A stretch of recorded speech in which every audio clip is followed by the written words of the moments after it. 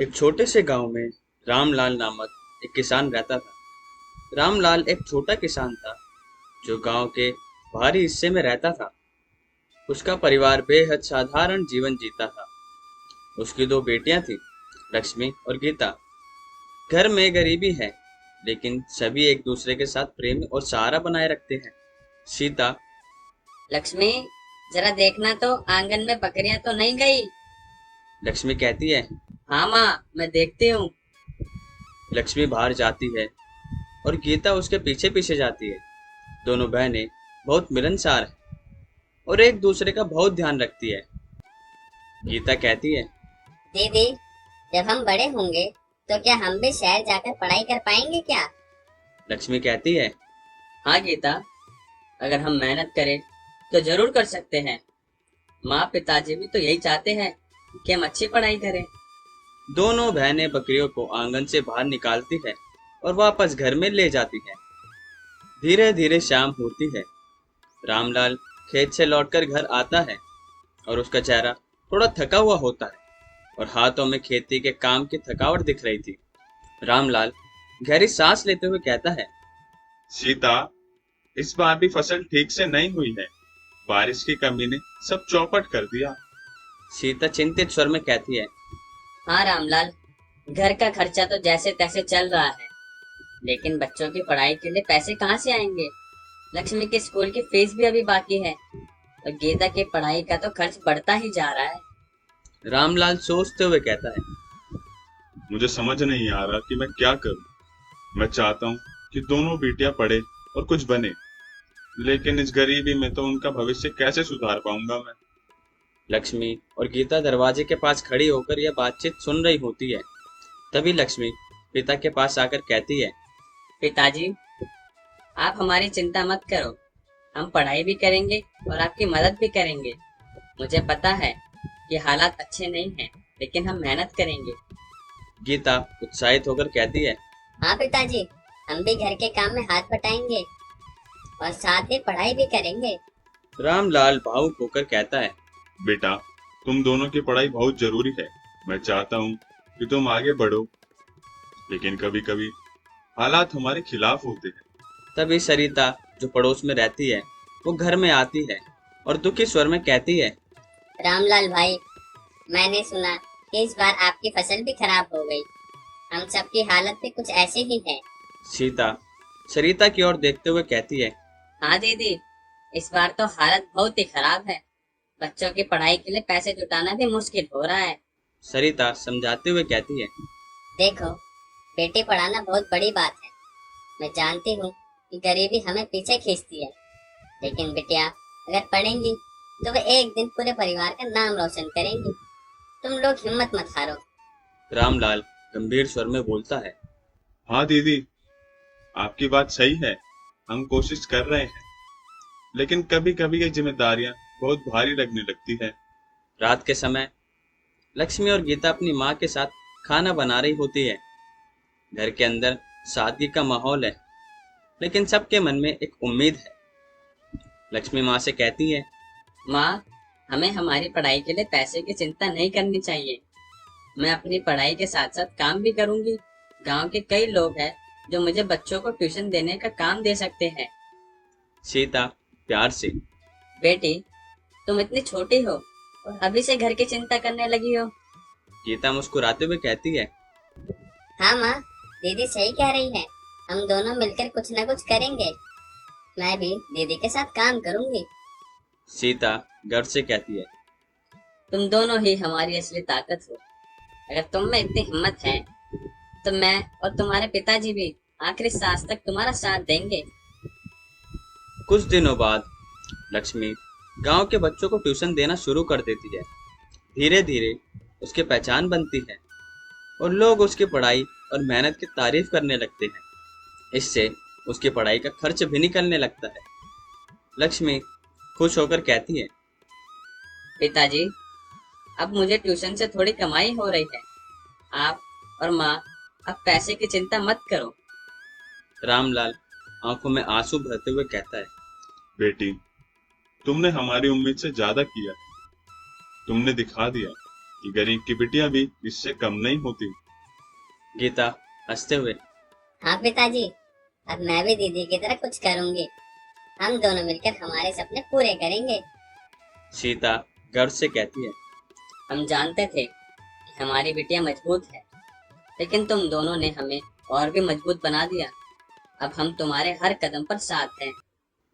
कुछ सालों बाद लक्ष्मी और गीता दोनों ने अपनी पढ़ाई पूरी कर ली। लक्ष्मी एक सरकारी नौकरी में लग जाती है और गीता भी आगे की पढ़ाई के लिए शहर चली जाती है। रामलाल और सीता अब अपनी बेटियों की सफलता देखकर बहुत खुश होते हैं। रामलाल घर से कहता है। देखो, हमारी बेटियों ने हमारा सिर्फ घर से ऊंचा कर दिया है। गरीबी ने हमें पीछे नहीं खींचा, बल्कि हमारी बेटियों ने मेहनत से हर मुश्किल को पार किया है। सीता खुश होकर कहती है। हाँ, बेटियां सच में घर का दीपक होती हैं, लेकिन उन्होंने न केवल अपने लिए बल्कि पूरे परिवार के लिए एक नई रोशनी लाई है।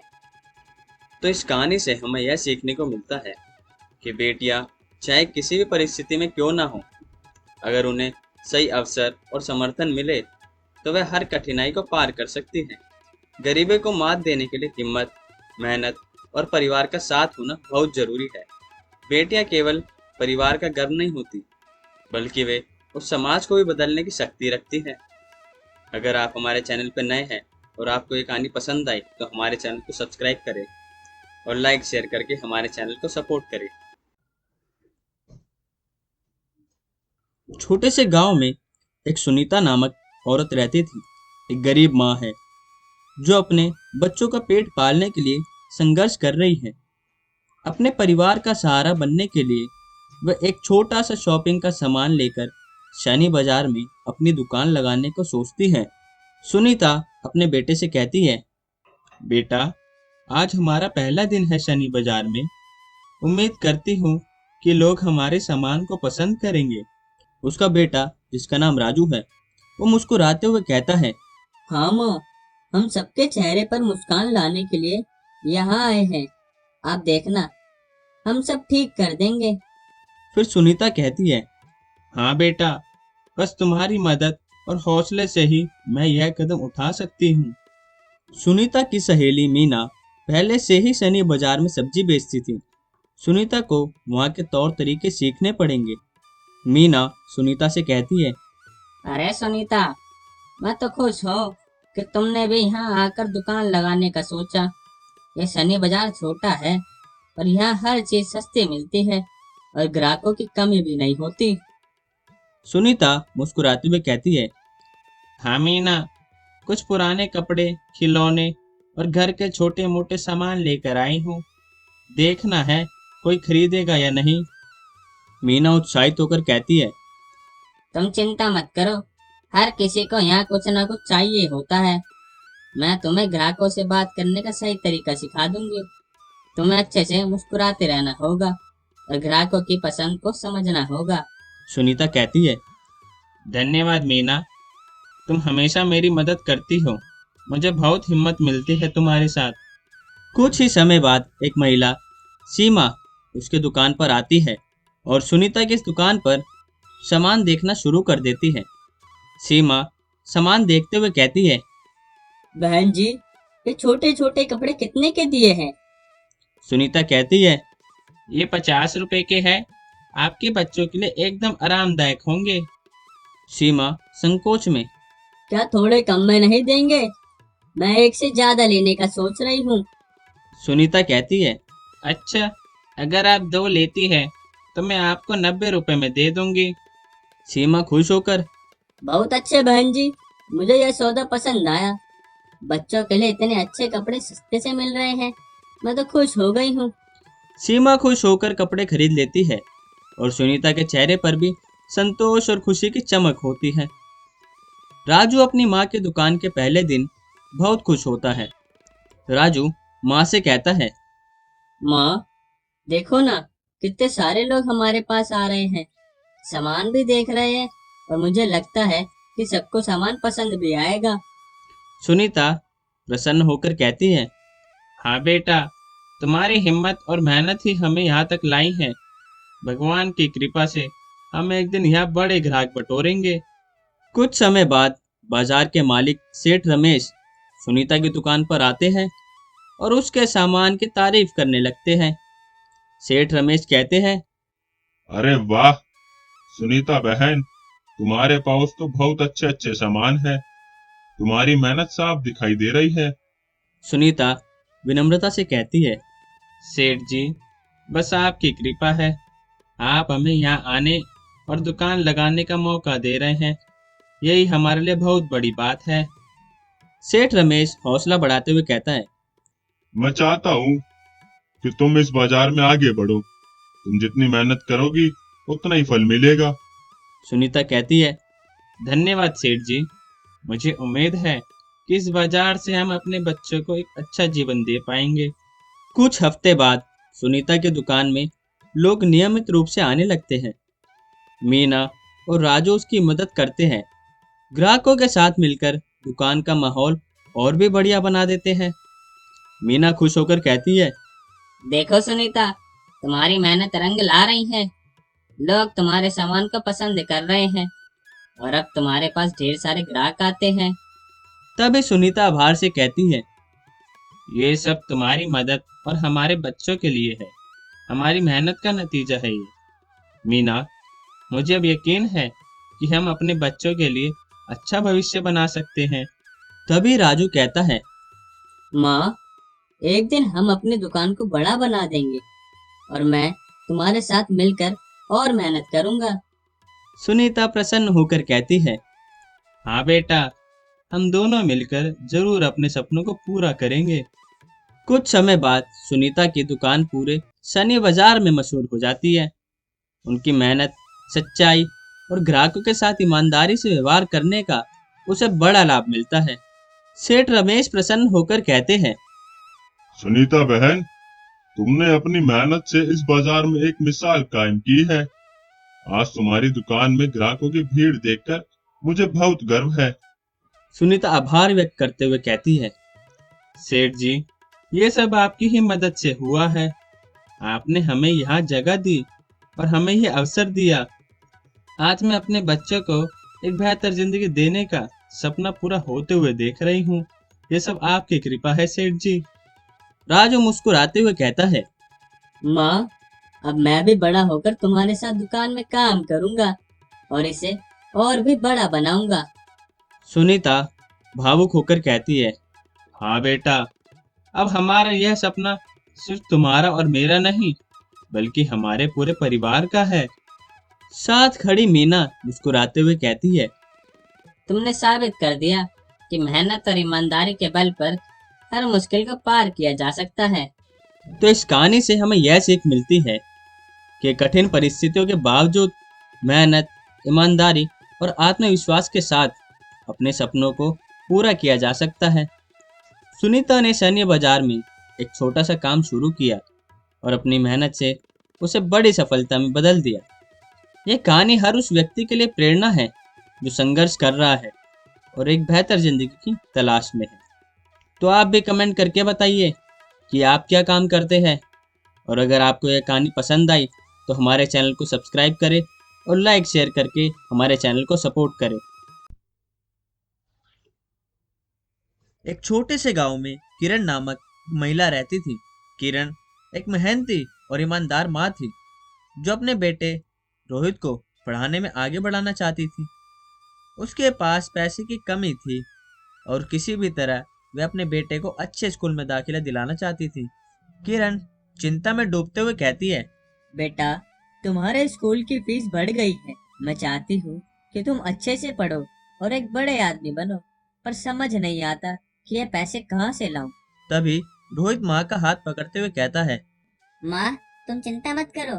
मैं अपने स्कूल में जैसे अब तक पढ़ता आया हूँ वैसे ही पढ़ लूंगा और आपको पैसे की इतनी परेशानी नहीं उठानी चाहिए। मैं सब ठीक कर दूंगा। तभी किरण धैर्य से कहती है, बेटा, यह सब तुम्हारे उज्जवल भविष्य के लिए है। मैं चाहती हूँ कि तुम्हें वह सारी सुविधाएं मिले जो एक होनहार छात्र को मिलने चाहिए। किरण अपनी पड़ोसन और सहेली शोभा से अपनी समस्या का हल पूछती है। शोभा उसे बताती है और सुझाव देती है। शोभा किरण से कहती है, देख किरण, मैं जानती हूँ तेरे लिए यह मुश्किल है, पर अगर तू अपने सोने के कंगन बेच दे तो तेरा बेटा अच्छे स्कूल में पढ़ सकता है। किरण हैरान होकर कहती है।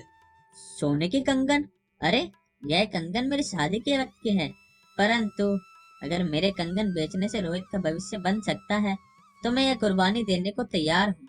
शोभा समझाते हुए, हाँ, बच्चों के लिए हमें त्याग करना ही पड़ता है। तू रोहित के लिए यह कर रही है, और एक माँ के लिए अपने बच्चे का भविष्य सबसे बड़ा होता है। किरण अपने पुराने परिचित सुनार जगदीश भाई के पास जाकर अपने सोने के कंगन बेचने का निर्णय लेती है। किरण संकोच में, जगदीश भाई, मुझे कुछ पैसों की जरूरत है और इसके लिए मुझे अपने ये कंगन बेचने पड़ेंगे। क्या आप इन्हें खरीद लेंगे? जगदीश भाई आश्चर्य से कहते हैं, अरे किरण बहन, ये तो तुम्हारी शादी के कंगन है। क्या हुआ जो तुम इसे बेचने आई हो? किरण दुखी होकर कहती है, मेरे बेटे रोहित को एक अच्छे स्कूल में पढ़ाई का मौका मिला है, पर हमारे पास उसकी फीस भरने के पैसे नहीं हैं। मैं कंगन बेचकर उसकी पढ़ाई का खर्च उठाना चाहती हूँ। जगदीश भाई, बहन, माँ का प्यार कितना महान होता है, आज तुमसे यह सीखने को मिला। तुम चिंता मत करो, मैं तुम्हें इन कंगनों का उचित दाम दे दूंगा। किरण भावुक होकर, बहुत धन्यवाद जगदीश भाई, बहुत धन्यवाद। मुझे यह कदम उठाना तो पड़ा, पर खुशी है कि रोहित का भविष्य बेहतर बनेगा। कुछ समय बाद रोहित अपने नए स्कूल में पढ़ाई करने जाता है। उसकी कड़ी मेहनत और समझदारी से अध्यापक उसे सराहते हैं और उसकी पढ़ाई में भी मदद करते हैं। अध्यापक रोहित से कहते हैं, बेटा, तुम्हारी पढ़ाई में रुचि है और मेहनत देखकर मुझे यकीन है कि तुम एक दिन अपने माता पिता का नाम रोशन करोगे। रोहित विनम्रता से, हाँ सर, मेरे लिए यह सब मेरी माँ की वजह से मुमकिन हुआ है। उन्होंने मेरे लिए अपने कंगन बेच दिए ताकि मैं यहाँ पढ़ाई कर सकूं। अध्यापक प्रभावित होकर, तुम्हारी माँ का ये त्याग तो सच में प्रेरणादायक है। तुम्हें इसे याद रखना चाहिए और उन्हें गर्व महसूस कराने के लिए मेहनत करनी चाहिए। रोहित धीरे धीरे पढ़ाई में आगे बढ़ता है और अपनी माँ के त्याग को ध्यान में रखकर मेहनत करता है। कुछ सालों बाद वह अपनी पढ़ाई में उत्कृष्ट प्रदर्शन करता है और एक प्रतिष्ठित पद हासिल करता है। रोहित खुशी से, माँ, आज मैं जो कुछ भी हूँ वह आपकी वजह से हूँ। आपके त्याग ने मुझे वह मुकाम दिलाया है जिसका मैं हमेशा यह सपना देखता था। किरण आंखों में आंसू भरते हुए कहती है, बेटा, यह सब तुम्हारी मेहनत का फल। मुझे खुशी है कि मेरी कुर्बानी ने तुम्हें एक बेहतर भविष्य दिया। रोहित भावुक होकर कहता है, माँ, आपके दिए गए उस त्याग को मैं कभी नहीं भूल सकता। अब मैं चाहता हूँ कि आपको वह सारी खुशियाँ दूं जिनकी आपने कल्पना की थी। किरण गर्व से कहती है, बेटा, मुझे तुम पर गर्व है। ये मेरी सबसे बड़ी खुशी है कि तुम मेरी सारी उम्मीदों पर खरे उतरे हो। तो इस कहानी से हमें यह सीखने को मिलता है कि माँ के त्याग और बच्चे की मेहनत से ये साबित होता है कि अगर माता पिता अपने बच्चों के लिए त्याग करते हैं तो बच्चे भी उनके सपनों को साकार करने की पूरी कोशिश करते हैं।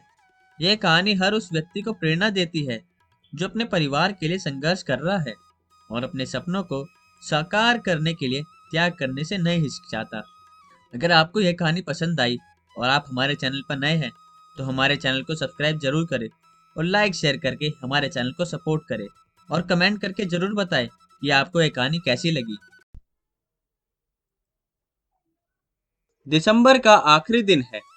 माधव दिन भर काम करके घर लौटता है। उसकी झोपड़ी ठंड से ठिठुर रही होती है।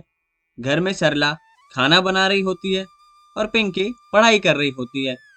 माधव थके हुए स्वर में कहता है, सरला, आज का काम भी पूरा नहीं हुआ।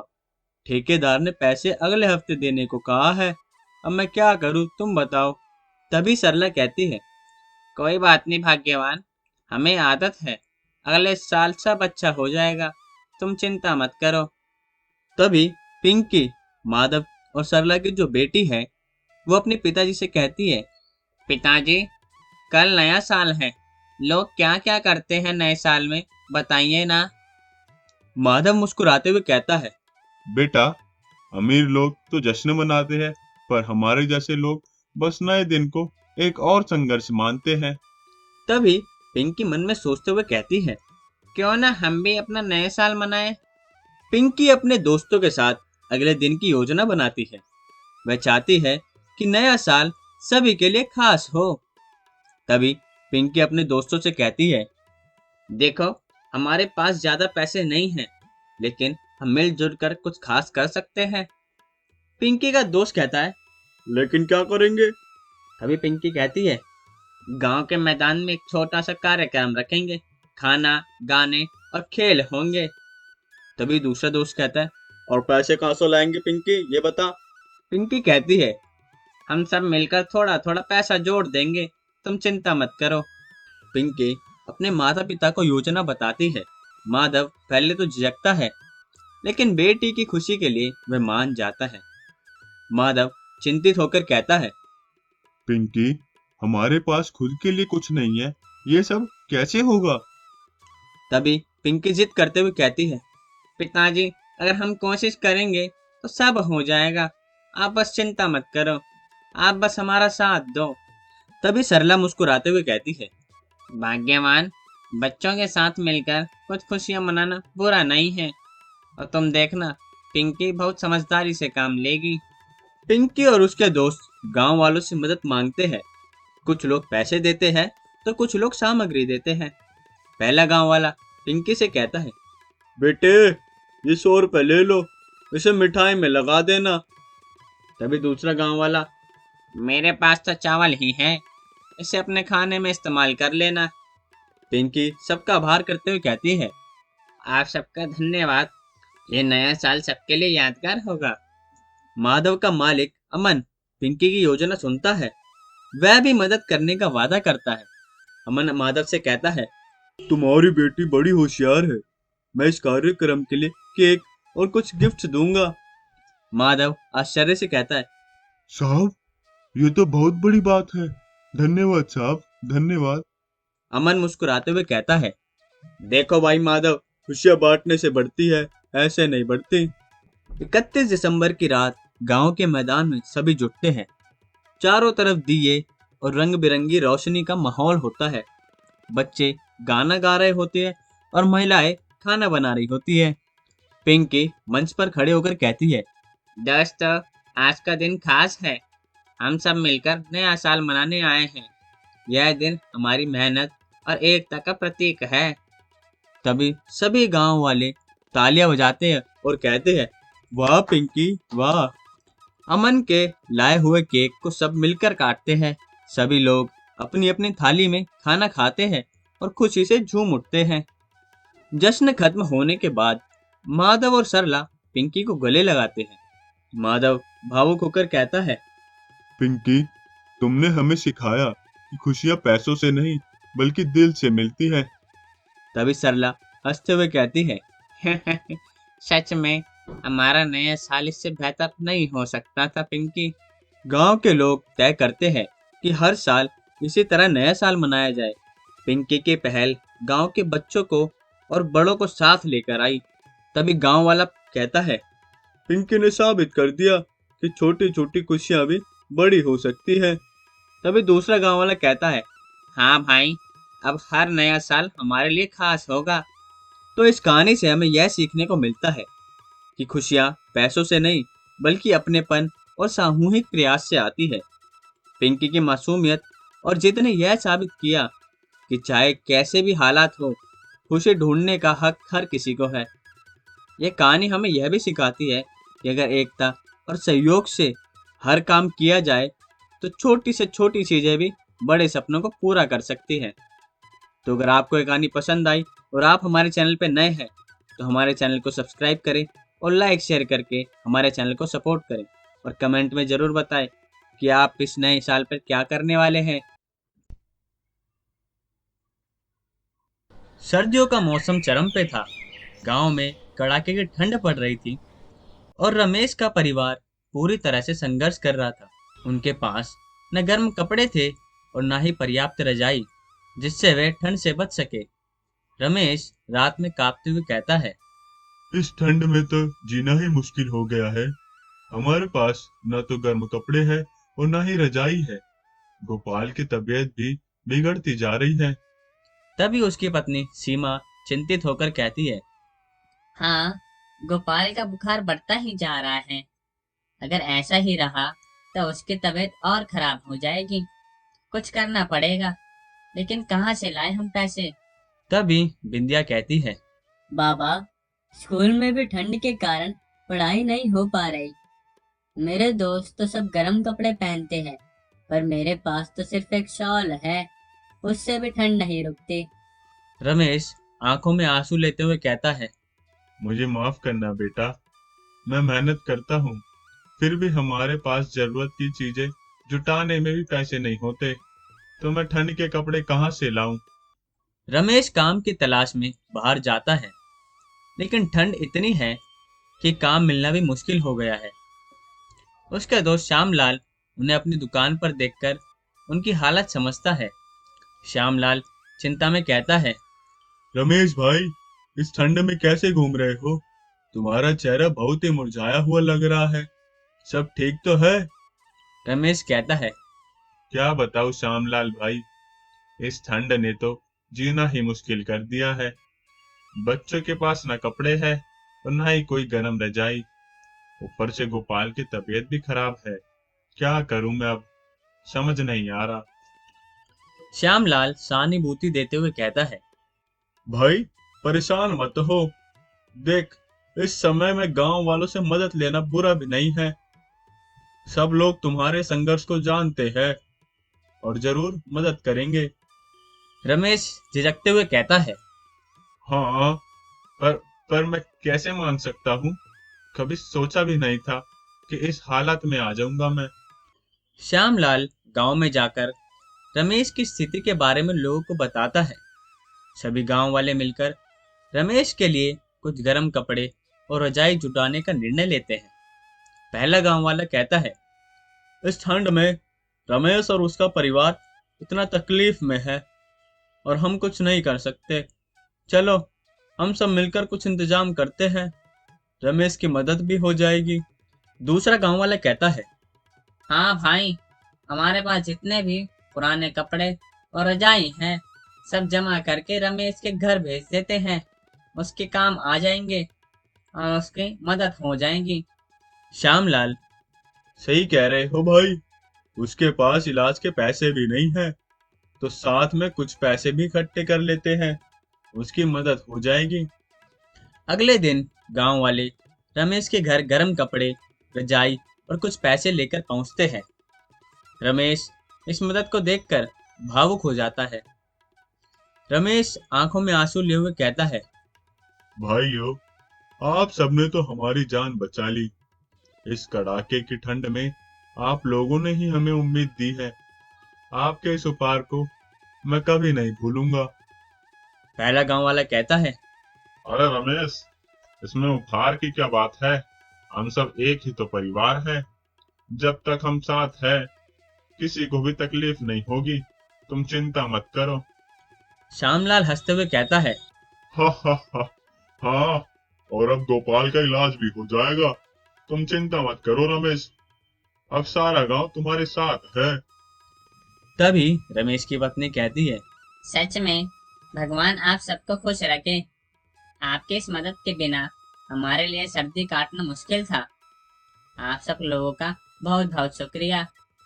गांव वालों की मदद से गोपाल का इलाज होता है और उसकी तबीयत धीरे धीरे सुधरने लगती है। घर में खुशी और संतोष का माहौल होता है। गोपाल मुस्कुराते हुए कहता है, बाबा, अब मुझे ठंड नहीं लग रही। ये नया स्वेटर तो बहुत ही गर्म है। तभी बिंदिया कहती है, अरे मेरी शाल भी, अब स्कूल जाने में कोई परेशानी नहीं होगी। रमेश घर से कहता है, देखो बच्चों, मेहनत और ईमानदारी का फल हमेशा मिलता है। हमारे पास संपत्ति नहीं है, लेकिन गांव वालों का प्यार और सहयोग हमें हमेशा मिलेगा। सीमा प्रसन्न होकर कहती है, सचमुच अपने गांव का अपनापन और सहयोग ही हमारे लिए असली दौलत है। तो इस कहानी से हमें यह सीखने को मिलता है, मुश्किल समय में सामूहिक सहयोग और एकता का महत्व कितना बड़ा होता है। चाहे मौसम की ठंड हो या जीवन की, यदि समाज एकजुट होकर साथ खड़ा होता है तो हर कठिनाई आसान बन जाती है। यह कहानी हमारे लिए एक प्रेरणा है कि हमें भी जरूरतमंदों की मदद के लिए हमेशा तैयार रहना चाहिए। तो कमेंट में ज़रूर बताना कि इस ठंड में आप किस किस की मदद करेंगे। और अगर आपको ये कहानी पसंद आई तो हमारे चैनल को सब्सक्राइब करें और लाइक शेयर करके चैनल को सपोर्ट करें।